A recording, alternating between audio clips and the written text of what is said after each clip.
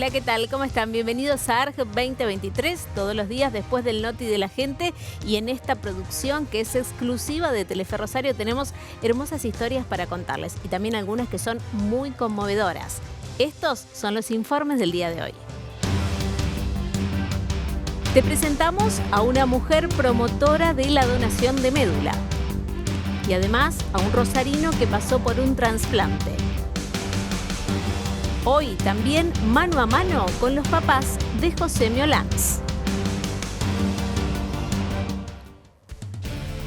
Andrea Colombo recibió un diagnóstico sobre su hijo que le hizo repensar totalmente su vida y desde ahí creó una organización que se llama Dar Cada Vez Más Sonrisas. Hoy te presentamos a esta mujer que pugna todos los días por lo que es el trasplante y la donación de médula ósea.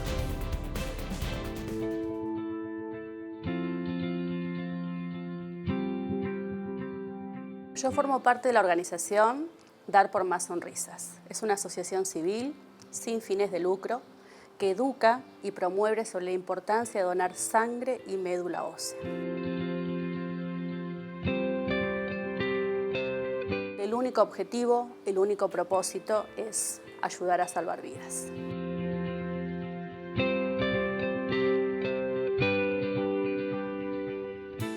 La sangre es un componente, un elemento fisiológico que no se reemplaza por ningún fármaco. La única forma de obtenerlo es de un brazo solidario que se extiende para ayudar a alguien que lo necesita. Al igual que la médula ósea, es un tipo de donación en vida que también requiere del compromiso y la solidaridad de los donantes.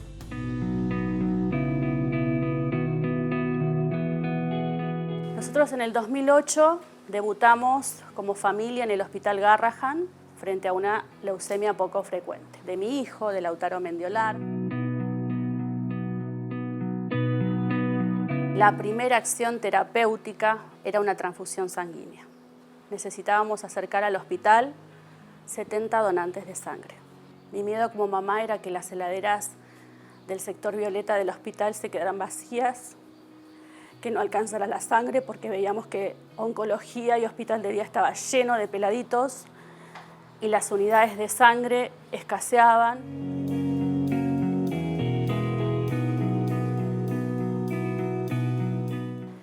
Una madrugada, en un baño, me toca encontrar a una mamá desarmada, desahuciada, porque su hijo no recibía transfusiones sanguíneas, porque ella entendía que ella no podía llevar donantes al hospital, una mamá que venía de Formosa. Fue duro comprender que había que dejar de pensar en uno y pensar en todos.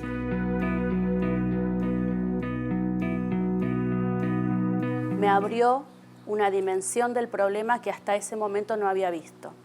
Y desde ese momento comenzamos a pedir, a través de carta de lectores a los periódicos, que vengan a donar para los nenes del Garrahan. El efecto fue que durante el transcurso de la semana vino gente de un montón de lugares a donar sangre para cualquiera de los pacientes del Garrahan.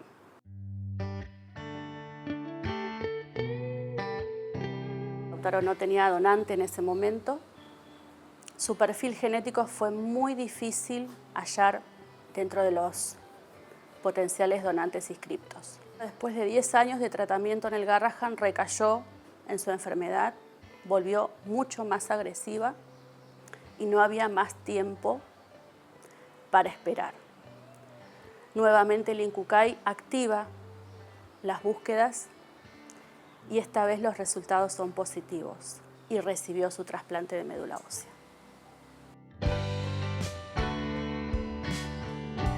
Lauti es un sol que disfruta todos los días y para nosotros esto es una inmensa alegría que todos los días celebramos.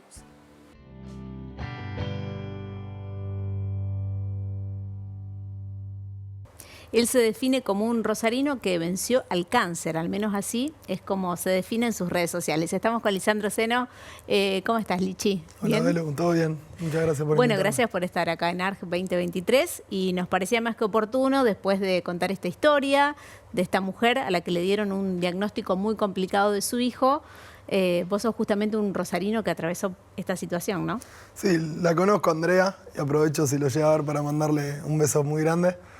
Conozco su lucha, conozco la lucha de su hijo, Lautaro, nos hemos cruzado en distintas circunstancias vinculadas a lo que fue la concientización acerca de la donación de médula ósea, que como siempre decimos, la única manera de conseguirlo es a través de la solidaridad. O sea, que una persona done una parte de su cuerpo, en este caso las células madre hematopoyética o la médula ósea, que es un proceso muy sencillo y que literalmente te salva la vida. ¿Y cuándo te dieron tu diagnóstico? ¿Te acordás de ese día? Sí, cómo no me voy a acordar. El 3 de noviembre de 2014. Hace ya, vamos a cumplir 10 años el año que viene.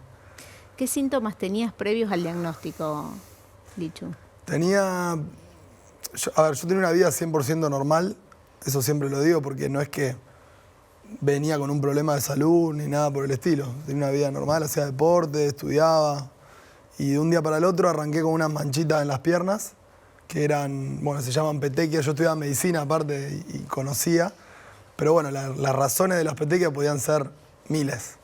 Así que eso y un sangrado en la nariz.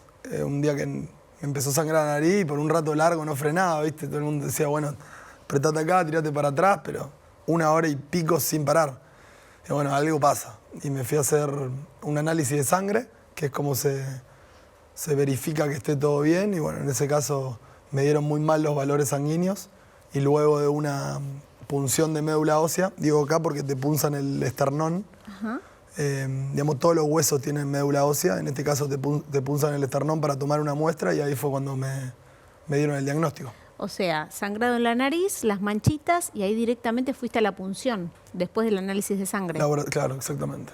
Punción y bueno, me acuerdo haberme despertado y mi viejo al lado de la cama diciéndome que tenía leucemia. Esto fue de un domingo jugando al fútbol con mis amigos a un lunes con un diagnóstico de leucemia, así sin... Lisandro, ¿tu papá te dijo así? ¿Tenés leucemia directamente? Sí. Mi viejo es médico y bueno, recuerdo que me levanté de la anestesia, porque para hacerte la punción te anestesian. Y bueno, me acuerdo que le dije, bueno, ¿qué tenemos que hacer? Porque hay un montón de leucemia, hay un montón de tratamiento y demás. Bueno, arrancar con las quimios. Bueno, arranquemos ya. Porque sabía que era un proceso largo, pero que bueno, qué mejor que enfrentarlo desde el primer momento, enfrentarlo, no sé si es el término que usaría hoy, en su momento sí. Hoy en día diría más transitarlo, porque bueno, no deja de ser una circunstancia más que te pone la vida, como en ese caso fue una enfermedad, y bueno, había que atravesarlo de la mejor manera posible. ¿Te dio fuerzas que tu papá sea médico? ¿Te sentiste más valiente a la hora de atravesar este diagnóstico? Por momentos, porque en realidad uno cuando está internado tiene muchos médicos alrededor, hematólogos, infectólogos, ni hablar de las enfermeras, los camilleros, hay un montón de gente que está al lado tuya hablándote de medicina. Y yo por momentos no necesitaba otro médico más, necesitaba un viejo, un papá, un familiar. ¿Y él te hablaba como médico o como papá? Por momentos se iba más al rol de médico. Le digo, viejo, yo no necesito otro médico. Tengo re buenos médicos, re buena gente. Vos vení, dame la mano y acompañame. Y por ahí a veces me entendía, a veces se le complicaba, pero bueno. ¿Flaqueaba el médico papá de Lisandro o siempre duro, entero? Y bueno, uno la ve a Andrea y a muchos padres. Y yo entiendo, desde el rol de padre uno piensa, me tengo que mostrar fuerte para que mi hijo o mi familiar o lo que fuera no se sienta débil o no se sienta que yo estoy mal por su responsabilidad. Pero la realidad es que, y depende también de las edades, yo tenía 24 años, era un adulto, no era chiquito. Entonces por momentos prefería por ahí hablar de la realidad, de cuáles eran las posibilidades, de cuáles eran las patologías o las diferentes infecciones que uno iba a poder ir atravesando como para estar más preparado. Así que yo siempre prefería hablar con la verdad y que si alguno estaba mal, que me lo transmita. Yo también, obviamente, tienes sus días de... Altibajos, constante. Altibajos, pero es normal, como la vida. Porque una enfermedad no deja de ser un proceso donde uno por ahí se enfrenta a la muerte. Entonces no deja de ser muy, muy duro. al diagnóstico de cáncer, pero bueno, es una circunstancia más que te pone la vida y que depende de vos lo que haces con esa noticia. Lisandro, desde el día del diagnóstico que estabas en el hospital, que te despertaste la anestesia y tu papá te dijo, bueno, hay que hacer quimios. ¿Cuánto tiempo demoraron para comenzar el tratamiento? Al otro día. Yo digo siempre que esa noche, la primera noche, se quedó a dormir conmigo uno de mis mejores amigos, Andy, que también le mandaba un saludo. Esa noche yo me sentía como que estaba en pausa, porque sabía que tenía leucemia, pero no estaba haciendo nada para enfrentarlo. Entonces, esa noche se me hizo larguísima, pero al otro día ya arrancamos con las quimio y uno se siente que está haciendo algo para revertir esa situación. Así que arrancamos las quimio y bueno, fue distintos procesos, distintas partes, pero bueno, ahí no quedaba otra que poner el cuerpo y atravesarlo. ¿Qué te emociona más, Lichu, cuando hablas de Andy, amigos como él, o lo que atravesaste vos, ¿no? Porque me imagino que está todo mezclado. Sí, a ver, uno se acuerda de mucha gente que estuvo ahí, y no solamente gente de mi entorno, ¿no? Porque uno espera que cuando está enfermo, su amigo, su familia, mi exnovia en su momento, esté cerca de uno. Digamos, para eso son los vínculos, ¿no? Para apoyarnos en la buena y la mala. Pero la realidad fue que en mi caso hubo muchísima gente que yo ni siquiera conocía, que me estaba apoyando, me escribía, me mandaba regalos al hospital, se rapaban, iban a donar sangre, transmitían en sus redes sociales que todavía recién estaban en auge, no es lo que era ahora, la importancia de la donación de médula ósea, la donación de sangre. Y la verdad que, nada, infinitamente agradecido a toda esa gente que me apoyó. ¿Perdiste el pelo desde la primera quimio? Sí. Se me cayó a las pocas semanas. Yo siempre digo, yo jugaba al rugby y venía, viste, con esto que ahora también se habla mucho, lo de los bautismos, cuando uno llega a primera división, que te cortan el pelo. Así que hacía 2 años más o menos que estaba sin pelo, estaba acostumbrado. Pero, y a su vez también, como uno es hombre, tampoco le afecta tanto tener el pelo corto. Sé que a las mujeres sí, generalmente les cuesta más el tema de la caída del pelo, pero bueno, también está bueno saber que después te crece. Y en el proceso hay un montón de cosas para hacer, hay pelucas oncológicas, pelo, digamos, real, también de gente que dona pelo, pero también se puede donar pelo. Y bueno, a ver, también digo, todos los efectos adversos que tiene la quimioterapia no dejan de ser cosas que a cualquiera le pasan en su vida cotidiana. Más allá de que no se te cae el pelo, pero digo, te sentís cansado, tenés vómito, tenés diarrea, se te manchaban los dientes y las uñas y después te crecen bien. O sea, son efectos adversos, pero bueno, es la manera que uno tiene para atravesar la enfermedad y poder ganarle, hacer la quimioterapia. Entonces siempre digo, la quimio es amiga, te viene a hacer el bien. Tiene mala fama igual. ¿Cuántas quimios, te acordás, tuviste que hacer en el transcurso de todo el tratamiento? Exactamente no me acuerdo. Las quimios, digamos, son medicaciones que te ponen intravenosas. Sí. Por ahí también había gente que cuando me iba a visitar se imaginaba que yo iba a estar adentro de una máquina, en una cápsula. Estás internado con un suero y cada tanto te pasan la medicación. Y nada, tuve distintos procesos, porque de diferentes etapas, primero de inducción se llamaba, después de consolidación, y el objetivo es barrer con las células leucémicas, que en mi caso lo logré, y ahí, después de un periodo de 6 meses donde había posibilidad de que ya me haya curado solamente con quimio, tuve una recaída, que la recaída es cuando aparece nuevamente la enfermedad en tu cuerpo, digamos, célula leucémica en tu sangre. Que lo que hacen las células leucémicas es impedir que se generen las células que sí nos sirven, que son los glóbulos rojos, que transportan el oxígeno, las plaquetas, que son las que coagulan nuestra sangre, y los glóbulos blancos, que son nuestra defensa. Entonces, en ese caso fue que bueno, tuve una recaída. Ahí fue cuando me hablaron por primera vez de lo que era un trasplante, una donación de médula ósea, que digamos, yo algo conocía por la medicina, pero bueno, y ahí lo que siempre te dicen es que primero se buscan los hermanos, que son las personas 100% que pueden llegar a ser compatibles con uno. ¿Cuántos hermanos tenés? Tengo 2, un hermano más grande y una hermana más chica. ¿Probaron con tus 2 hermanos? Claro, le sacaron sangre, estudiaron y no eran 100% compatibles. Pero acá también está la importancia del mensaje de Andrea y de tanta gente que se me viene a la cabeza que está empujando y colaborando con la causa. Acá en Rosario, Rosario Solidaria, Donemos Vida, que hacen infinidad de colectas, van a hospitales, a escuelas, a la biblioteca, a plaza. Son un montón de gente re comprometida con la causa. Y bueno, ahí surge la importancia del Banco Mundial de Donantes de Médula Ósea, que son personas sanas que donan sangre y que se inscriben como potencial donante de médula ósea. Es decir, el día de mañana, solamente donando sangre, vos participás de un registro donde el día de mañana una persona que no tenga sus hermanos compatibles, como fue mi caso, va a buscar a través de unos códigos genéticos, ¿no? Esto es una computadora, para encontrar una persona compatible, un alma gemela, como le decimos nosotros. Lisandro, entonces, nos quedamos con la quimioterapia, los tratamientos y te dijeron viene el trasplante, ¿no? Sí. Que por eso llegamos hasta acá. Exacto. Tus hermanos no eran compatibles. No eran compatibles. Te sumaste a este banco de datos que me estás contando. Exactamente, el Banco Mundial. Buscamos... Si vos no te hacían el trasplante, ¿qué pronóstico te daban? No, después de la primera recaída, la solución, la cura era un trasplante. O la muerte. O la muerte, sí. Sí, claramente eran las dos alternativas. Yo le pregunté a mi médico eso y me dijo, bueno, hay que hacer un trasplante. Y bueno, ahí, como te digo, buscamos en el registro mundial y apareció un brasilero. Por esas cosas que tiene la vida, ¿viste? ¿Qué sé yo? Una persona de otro país. ¿Te acordás el nombre? Sí. Sí, se lo invité a Rosario. Después, Anderson Felipe, que también le mandamos un saludo.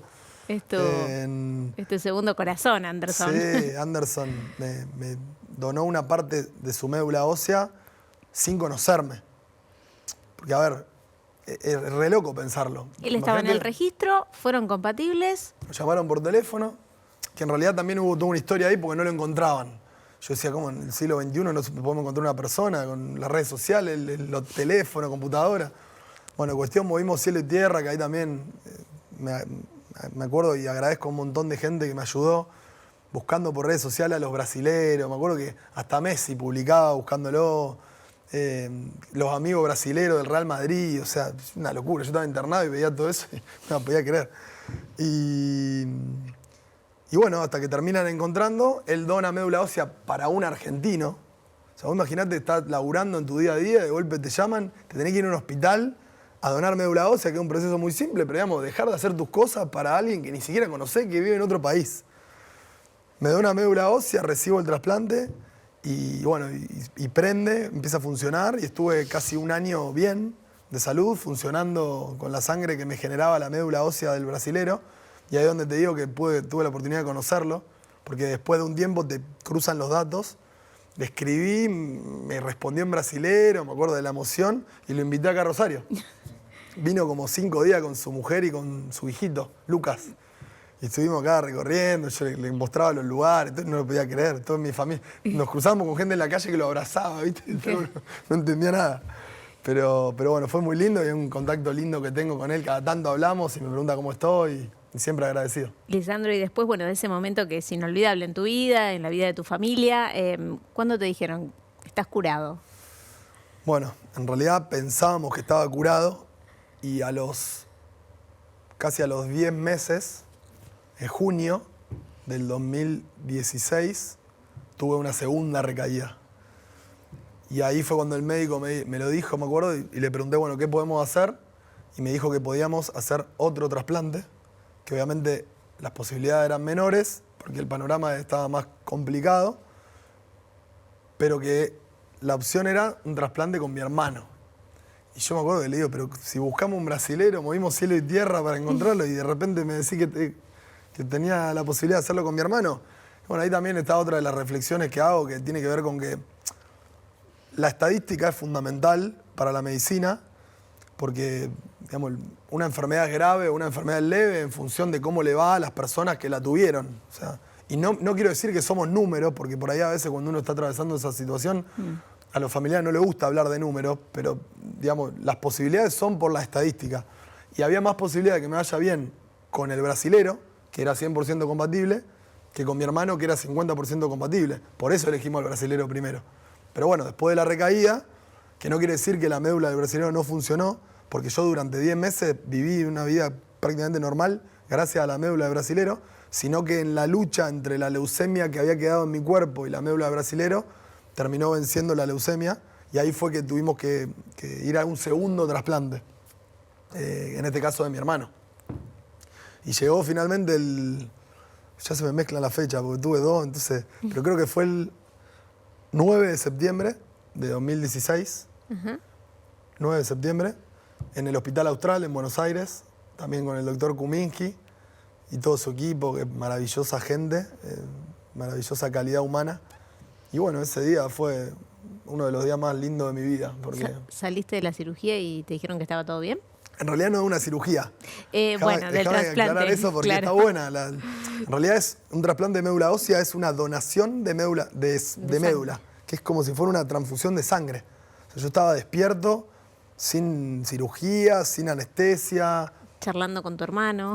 Imagínate el momento. O sea, con mi hermano, mis papás y mi hermana. Ahora que una enfermedad tan delicada como es la leucemia tenga esta capacidad, ¿no? A mí me sale el término cirugía justamente porque uno, bueno, cuando habla de se trasplante, imagina un quirófano, sí, una anestesia general y vos estabas hablando con tu hermano mientras te pasaba vida, ¿no? Básicamente. Sí, eso es lo mágico que tiene la donación de médula, que por un lado se puede donar en vida, no hace falta, digamos, que una persona tenga que fallecer para donar los órganos, sino que en este caso una persona sana dona una parte de su médula y después se regenera. ¿Hay alguna consecuencia para esa persona que dona? Ninguna. Mi hermano quizás juega un poco peor al fútbol ahora, pero la verdad que siguió haciendo una vida completamente normal, nada más que ahora salvó una vida. Me imagino lo que debe sentir él, ahora, una vida de un hermano encima. No se entiende, Lisandro, por qué no estamos todos anotados en ese banco, ¿no? Y bueno, de eso se trata la toma de conciencia. Es solamente ir a donar sangre y decir que uno está de acuerdo con que sus datos se incorporen a este registro, que hay más de 40 millones de personas en el mundo. Que uno dice, bueno, hay un montón. Pero imagínate que si un hermano no es compatible, estamos hablando de algo muy fino. Son todos número y letra, con una hoja así gigante que tiene que ser igual. Entonces ahí está el secreto. Mientras más gente haya anotada, más posibilidad hay de que alguien encuentre su alma gemela. Por eso nos tenemos que anotar. Y seguramente muy pocas personas de las que se anoten terminen donando. Pero en el número está el secreto. ¿Tuviste alguna vez miedo a la muerte mientras atravesaste toda la enfermedad? Sí, tuve.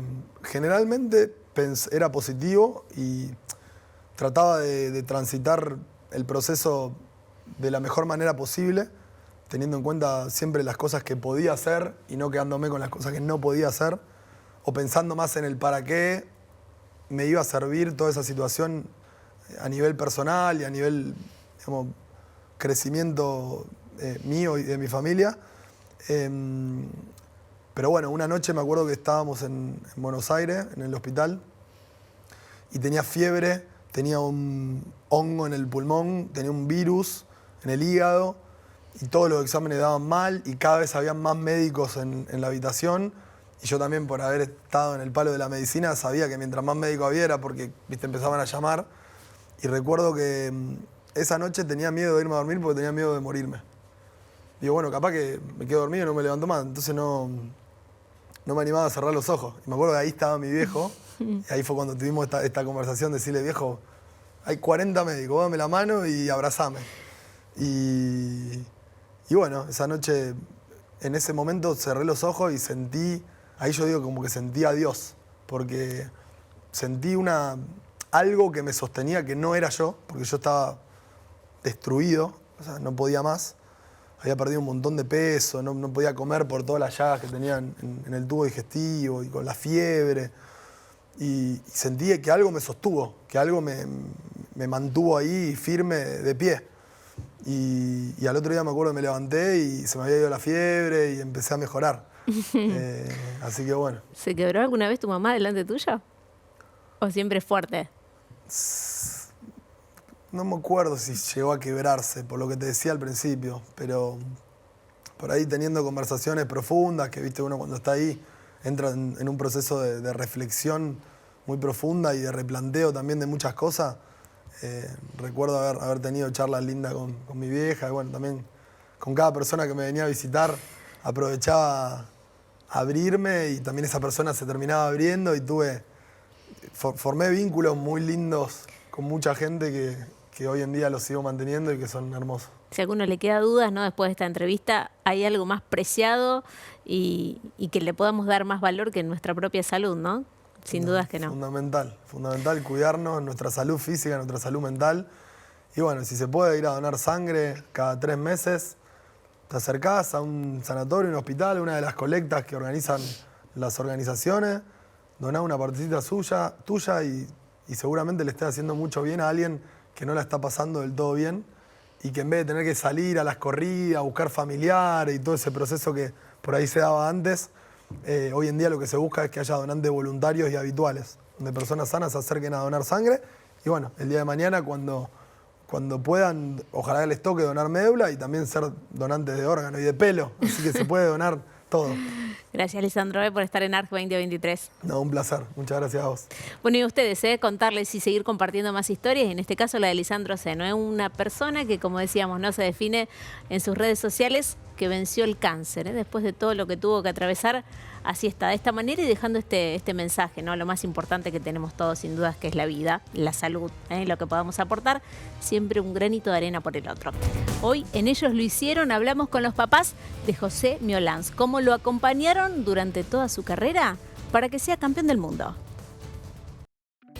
Isabel Oberto y Raúl Miolans son oriundos de Morteros y se conocen de toda la vida. Esa misma vida que los trajo a Córdoba por el estudio. Él, ciencias económicas, ella, psicología. Ese romance que se transformó en familia y ellos hicieron ni más ni menos que al primer y único campeón del mundo argentino en natación. ¿Cómo se conocen ustedes, digamos? ¿Dónde surge esa historia de amor que hasta el día de hoy los tiene juntos? Y en Morteros. En Morteros hace muchos un montón de años. Nos cruzábamos en bicicleta y nos mirábamos. Y a partir de ahí... chicos. Sí. Claro, Sí. Eso es un amor de toda la vida. Y Sí, muchos años. Muchos años. En 76 nos casamos. Sí. Y a los 2 años nació José. Nació José. En pleno Mundial del 78. Del 78. En Morteros, estilo federal. Él empezó a nadar allí y cuando hizo su primera carrera, yo de verdad nunca tuve mucho contacto con el deporte, ni me interesó jamás. Poca idea tenía de lo que eran las Olimpiadas, ni quiénes participaban. Y cuando él salió de nadar, que le fue muy bien en esa carrera, sale de nadar, yo lo abrazo con la toallita y le digo, Josito, hasta las Olimpiadas no paramos. En la familia de los deportistas que hicieron historia, por lo general, los papás también hicieron cosas impensadas y jamás imaginando semejante resultado. Yo lo único que hacía era que no faltara entrenar. En eso fui bastante Sí, pero es bastante duro. Sí. Hoy me pongo a pensar y digo, qué viejo debo haber sido. Yo me levantaba a las 4:15 con él. Siempre. ¿Por qué levantarse tan temprano los nadadores? Y porque tenía que hacer 2 turnos. Y no daba, la mañana tenía que ir al colegio. Entonces salía de ahí, iba al colegio, la maestra me llamaba una vez por mes porque se dormía en la clase. Le digo, ¿qué quiere que haga yo? No puedo hacer nada. Nunca me voy a olvidar la vez que empieza a entrenar a las 4 de la mañana, que era chiquito. Sí. El entusiasmo que tenía por levantarse a las 4 de la mañana le duró 3 días. Después del tercer día, dice, Macana, esto no es fácil. Es Macana a las 4 de la mañana, pero me acuerdo la alegría que tenía por ir a las 4 de la mañana con los más grandes. Claro. Ricky, vos sabés que una vez Raúl tuvo que viajar a Buenos Aires y me dejó encargada a mí que los levantara a esa hora, ¿no? Julio. Bueno, pleno julio. Vos sabés que yo me levanté, abrí la ventana, lloviznaba, un frío. Le digo, José, ¿qué hacemos? ¿Vas? Y dice, no voy adentro. ¿Cuándo volvió? Dice, una vez que hice ese pedido y no pudo ser.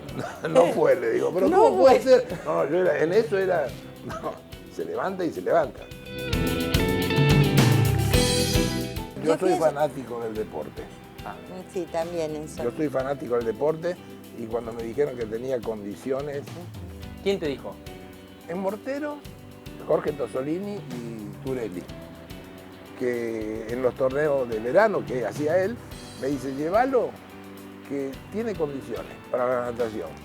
Llévalo a probar al Taborín. A probar al Taborín, que en ese momento estaba Daniel Garimaldi, estaba todo el padre. El plan Garimaldi, que era lo mejor en natación, y Muy la parte cariñoso. colegio se encargaba a Isabel, ella manejaba todo. Esa parte me interesa.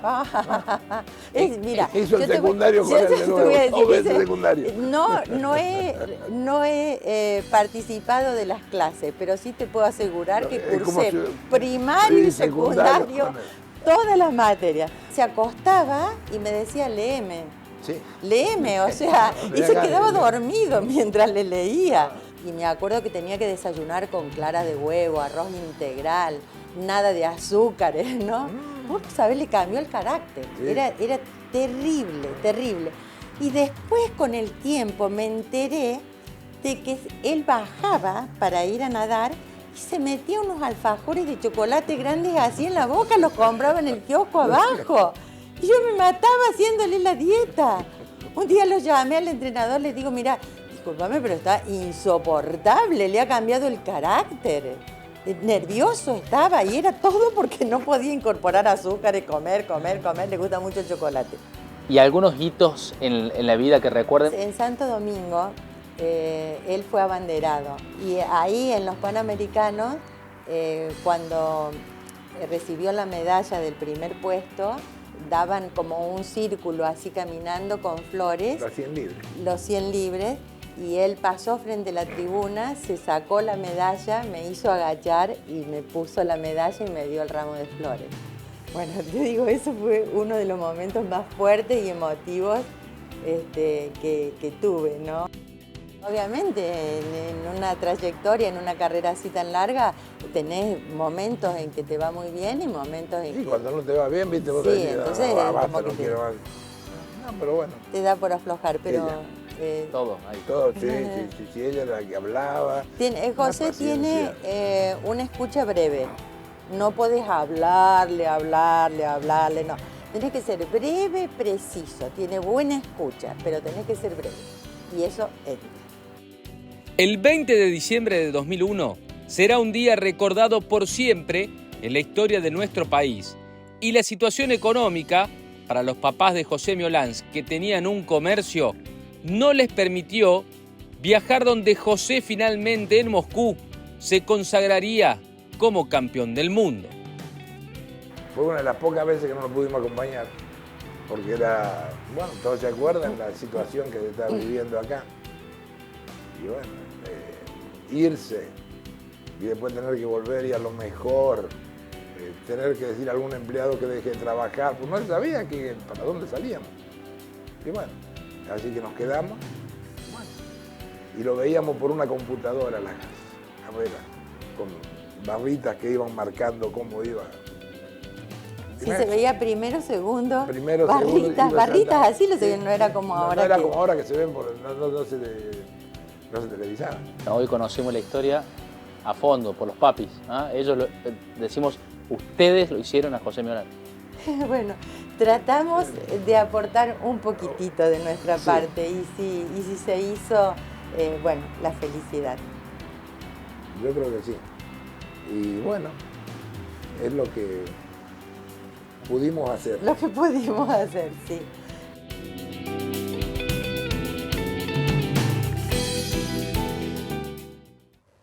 Y cómo es necesaria la constancia y la disciplina en muchos de los casos, y justamente en este para ser claramente campeón del mundo.